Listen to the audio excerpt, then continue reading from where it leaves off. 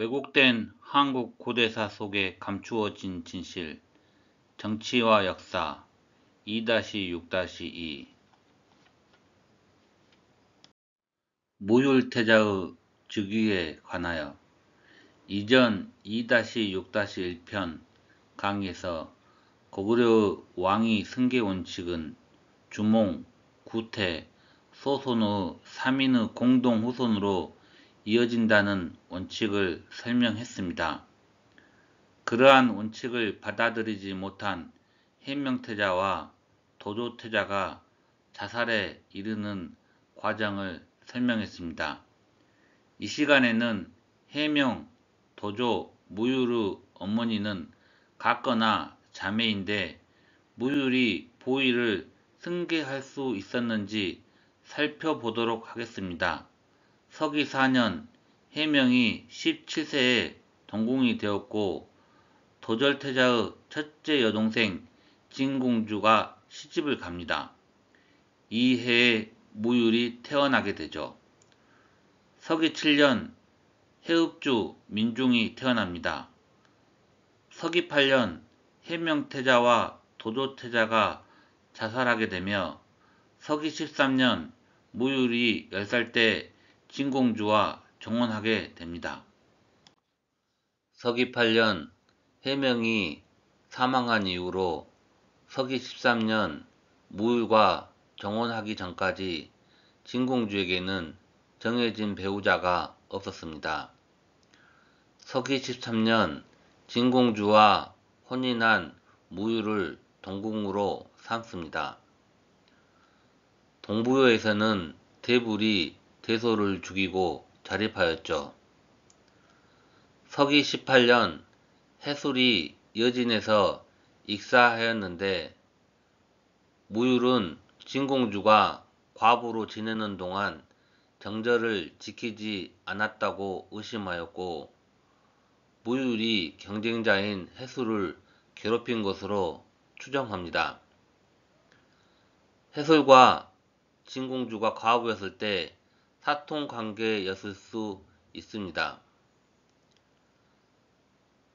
서기 18년 황룡왕 오이가 죽었고 해명과 해술의 일을 당하여 마음의 병을 얻었다고 기록하고 있습니다. 유리왕이 이 해에 죽었는데 먼저 죽은 아들이 셋이라고 기록하고 있습니다. 저는 해명, 도조, 해술 3명이 이 셋 아들이라고 생각하며 도절태자는 남한으로 갔다고 판단합니다. 서기 19년 북도에 지진이 있어 동도로 옮겨 살게 됩니다.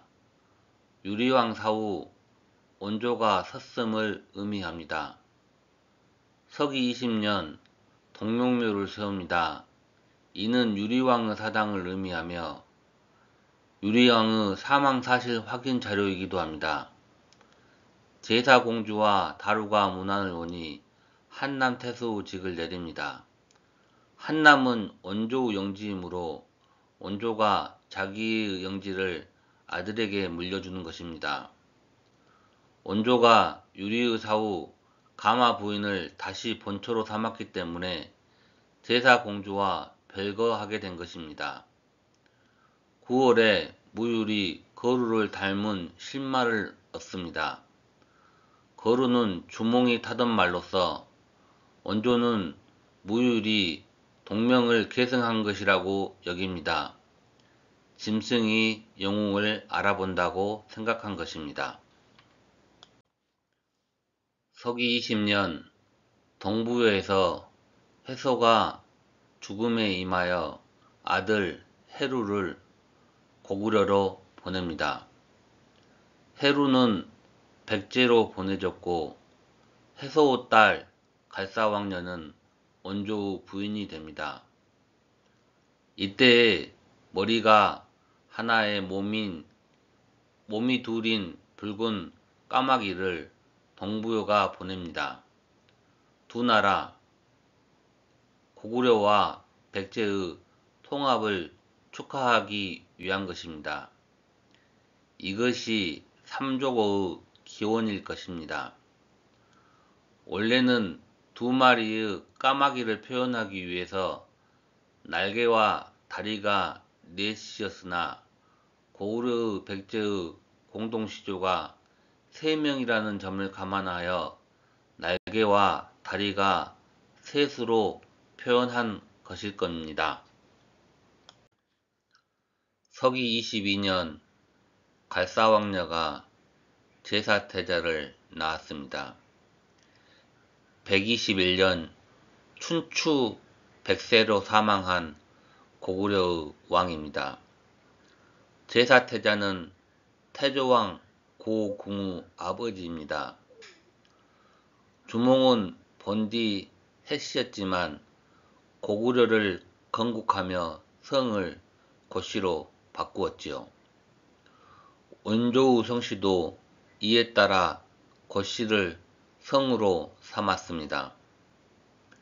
서기 22년 당시 원조의 나이는 66세이며 무율의 나이는 19세입니다.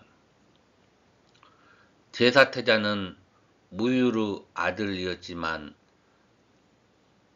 갈사왕녀의 남편인 원조의 아들로 키워졌습니다. 대를 이을 아들이 아니었던 것입니다. 서기 23년 동부여 대불이 학반령으로 쳐들어왔습니다. 무율을 제거하기 위함입니다. 이로 인해 고구려와 동부여의 화해가 깨어지고 원조가 무율에게 보복하지 말라고 조언하였지만 무율이 끝내 동부여를 침입하고 말았습니다. 무율이 학반령으로 유배간 것은 갈사왕녀가 임신한 탓입니다. 갈사왕녀와 사이에 일남 5녀를 낳았습니다. 다만 배우자인 진공주와 사이에도 딸을 낳아서 해명태자의 전처를 밟지는 않았습니다. 서기 28년 원조가 죽고 황후가 따라 죽었습니다. 이 두 부부가 백제의 시조입니다. 서기 28년 11월 연호를 대무로 고치고 무율이 섰는데 25세였습니다. 서기 29년 정월 황후 진공주가 대해를 낳았습니다. 당시 47세였습니다. 진공주가 임신한 것을 알고 원조는 후계자를 끝내 바꾸지 않았습니다. 서기 30년 오루 딸을 제3항우로 거두었는데 진공주의 잉첩이며 모본의 어머니입니다. 서기 31년, 32년 고구려가 동부여를 정벌하여 동부여왕 대부를 죽였습니다. 이 기사에 무율이 황후인 진공주를 신뢰하지 않음이 나타나고 있습니다. 진공주를 믿지 않으면서도 보위를 얻기 위해 끝까지 형수인 진공주를 데리고 산 것입니다. 서기 32년 갈사왕 사내가 귀하였습니다. 사내가 딸을 바쳤는데 이분이 갈사왕의 손녀라고 지칭되는 분입니다. 서기 33년 갈사왕의 손녀가 호동을 낳았습니다. 서기 41년 미추홀에서 물난리가 나서 큰 피해를 입게 됩니다. 비류 나라를 패하고 서하로 강제 이주시켰습니다. 당시의 왕은 비류의 손자 호력인데 호력은 도절태자의 셋째 여동생 진공주가 낳은 아들입니다. 할머니는 추모와 계루 부인의 소생 망공주입니다. 외척이지만 왕이 개성권이 있는 호력을 멀리 있는 지방으로 보낸 것입니다. 이 해에 해후 모본왕이 태어납니다. 41년 사건과 관련하여 소손우의 신원을 서인으로 만들어 내쫓게 됩니다. 다루 제사공주 아들이 한남 땅을 바치고 남하하고자 하여 군사를 보내 신라를 쳐서 돕게 합니다. 이분이 가야시조인데 대무신앙이 신라를 쳐서 돕도록 한 세력은 낙랑국입니다. 가야시조 역시 외척이지만 고구려 왕위 계승권이 있는 계통입니다. 당시 낙랑국 3대 왕이 누구인지 남당유고 기록에는 사라졌지만 작태자, 일본 신무천왕의 아들인 오신맹신으로 추정합니다. 낙랑국 4대 왕 체리는 오신맹신의 남동생으로 추정합니다.